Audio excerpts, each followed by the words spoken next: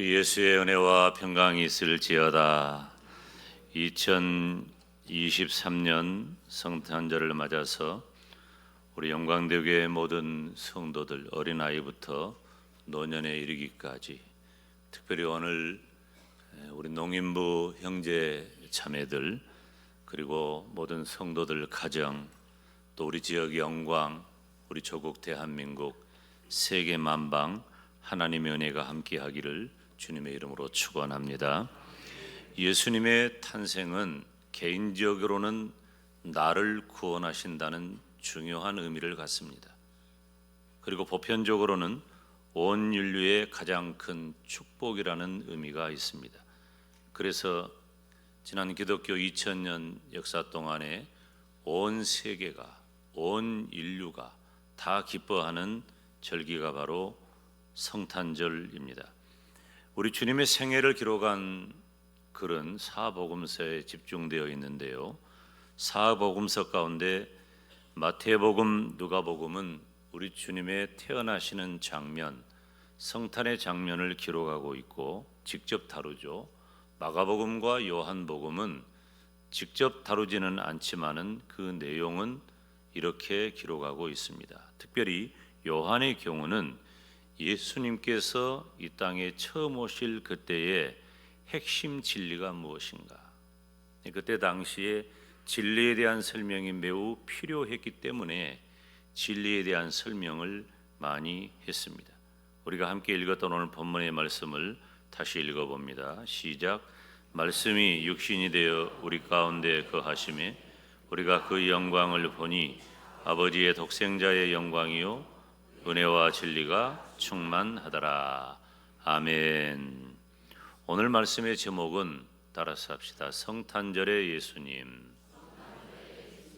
성탄절이라고 하는 말 속에 예수님이 다 새겨져 있죠. 그래도 왜 제목이 성탄절의 예수님인가? 요즘은 성탄절이 무슨 날인지 잘 몰라요.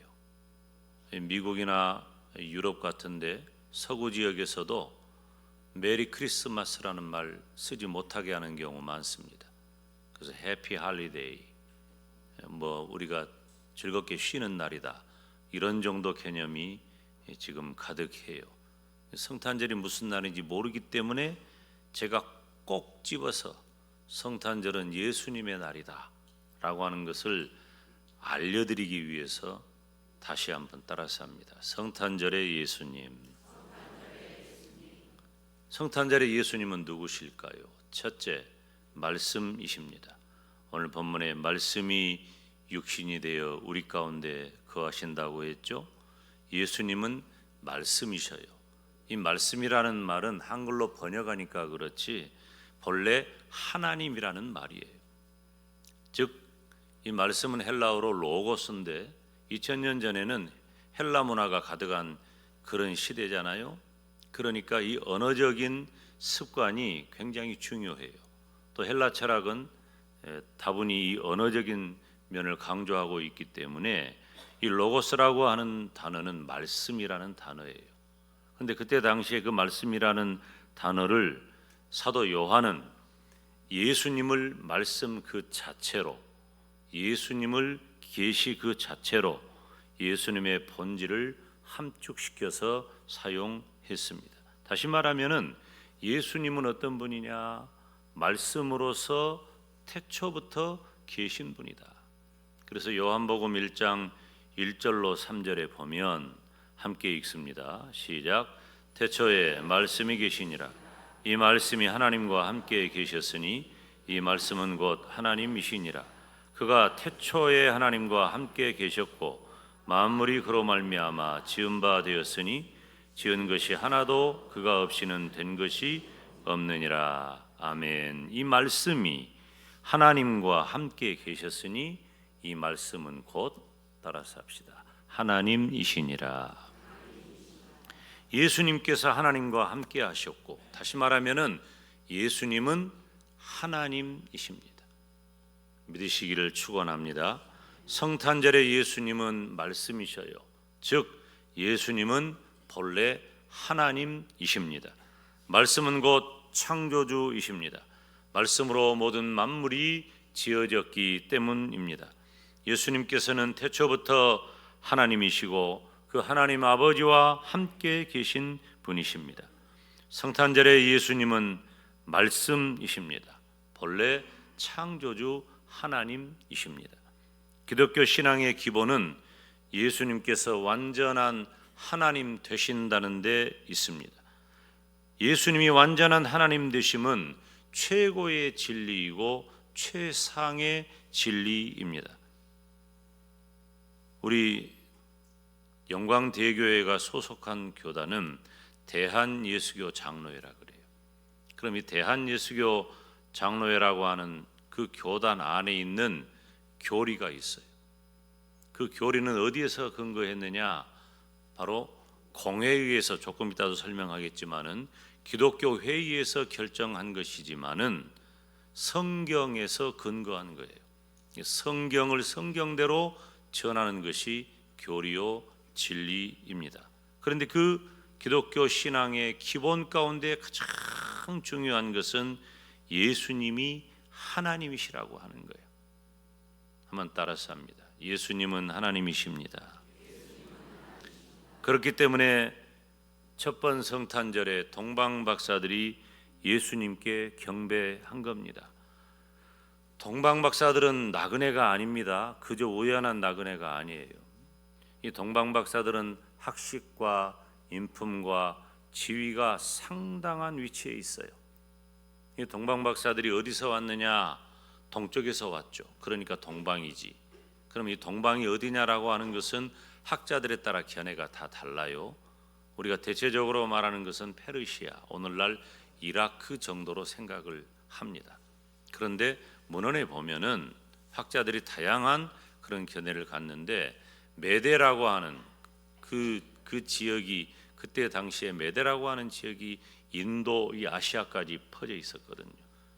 그러니까 동방박사들이 만약에 그 메데라고 하는 지역에서 왔다면 그 메데에서 실크로드를 거쳐가지고 예루살렘, 베들레헴까지 왔으니 얼마나 먼 길을 별을 따라 왔느냐 하는 것이죠. 쉬운 일이 아니에요. 그러니까 동방박사들은 그 별을 보고 왔는데, 그 별은 무슨 별이냐면은 왕별이야. 왕이 나셨다라고 하는 것을 자기들이 인지하고 그 왕에게 경배하기 위해서 별을 따라 온 거예요. 그러니까 누구를 찾아갔어요? 헤롯 왕을 그래서 찾아간 거예요. 왕이 나셨다고 하는데 어디 있습니까? 우리가 경배하겠습니다.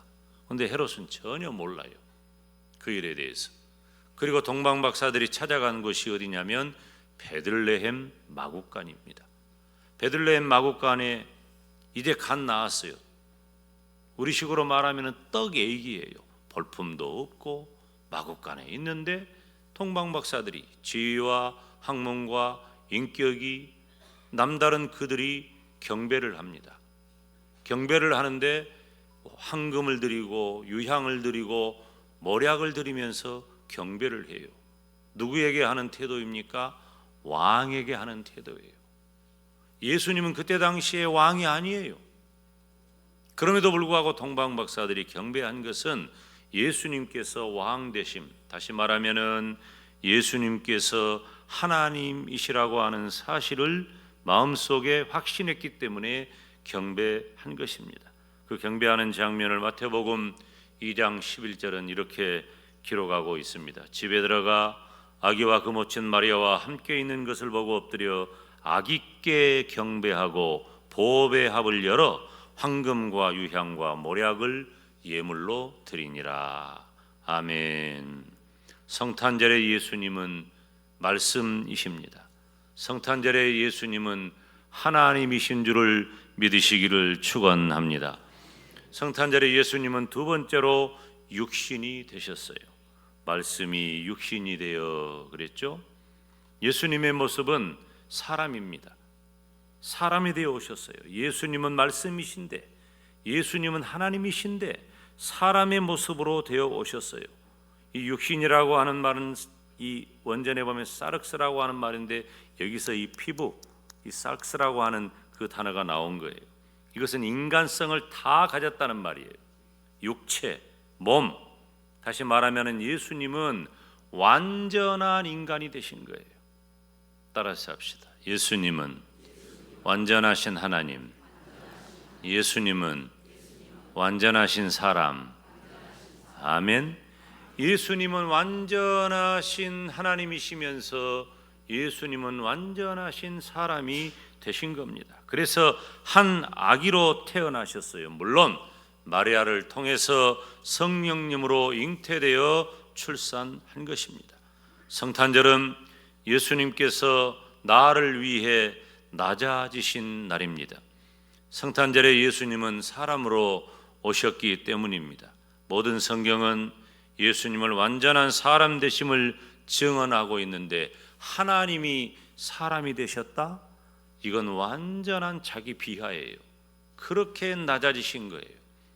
우리가 만약에 소가 된다, 개돼지가 된다, 그러면 용납하겠어요? 욕도 그런 욕이 없지. 그런데 하나님이 사람이 되어 온다? 이것은 그것보다 더 힘들고 더 어려운 일이에요. 그런데 하나님이신 예수님이 사람의 몸을 입고 이 땅에 오신 것은 말로 다 할 수 없이 비천해지고 낮아진 겁니다. 빌립보서 2장 6절 7절 말씀은 우리가 함께 읽습니다. 시작. 그는 근본 하나님의 본체시나 하나님과 동등됨을 취할 것으로 여기지 아니하시고 오히려 자기를 비어 종의 형체를 가져 사람들과 같이 되었고. 아멘. 바로 그런 고백입니다. 예수님이 하나님이신 예수님이 사람이 되셨다는 것은 그렇게 낮아지신 거예요. 예수님은 하나님이신데 하나님과 동등됨을 취할 것으로 여기지 아니하시고 사람이 되셨어요. 비천한 신분이 되신 겁니다.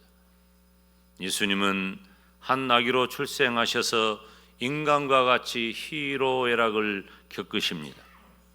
울기도 하시고 피곤하기도 하시고 주무시기도 하시고 시장하기도 하시고 목마르시기도 하셨습니다. 완전한 사람이 되신 거예요. 저와 여러분의 연약함 그대로 다 가지신 예수님은 물론 죄는 없으십니다.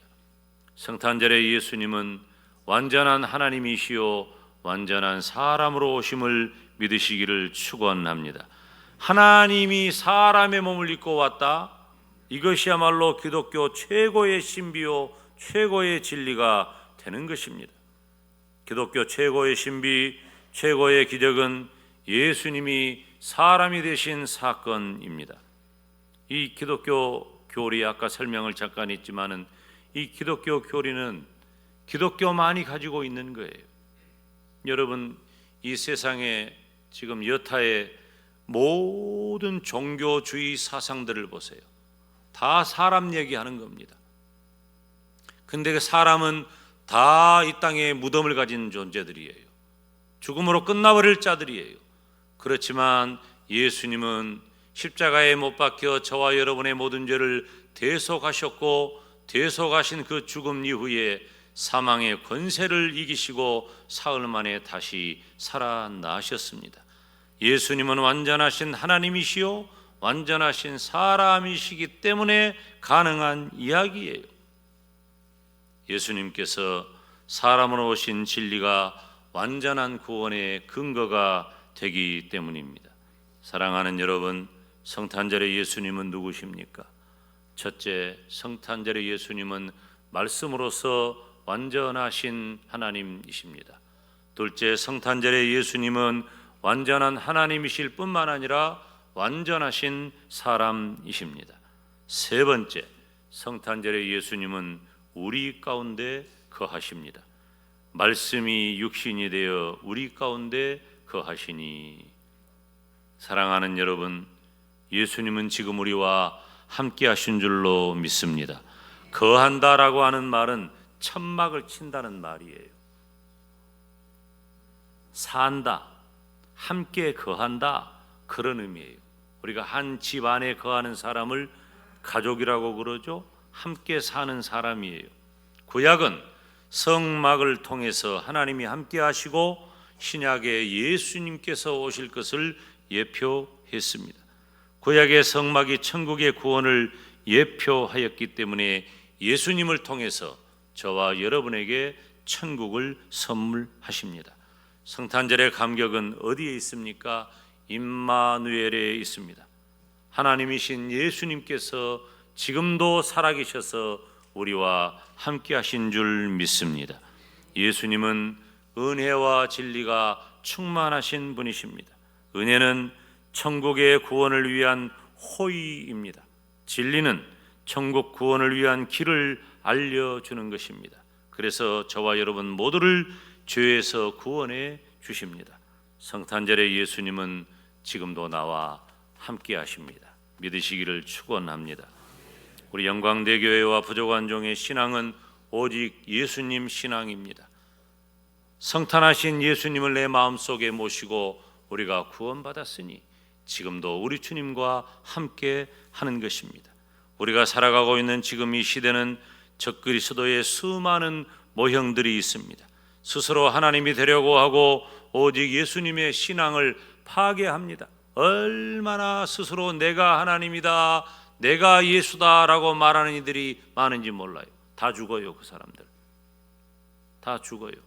뿐만 아니라 주의 사상 가운데도 다원주의 신앙이 팽배합니다. 어떤 길로 가도 서울만 가면 된다? 기독교 신앙은 그것이 아니에요.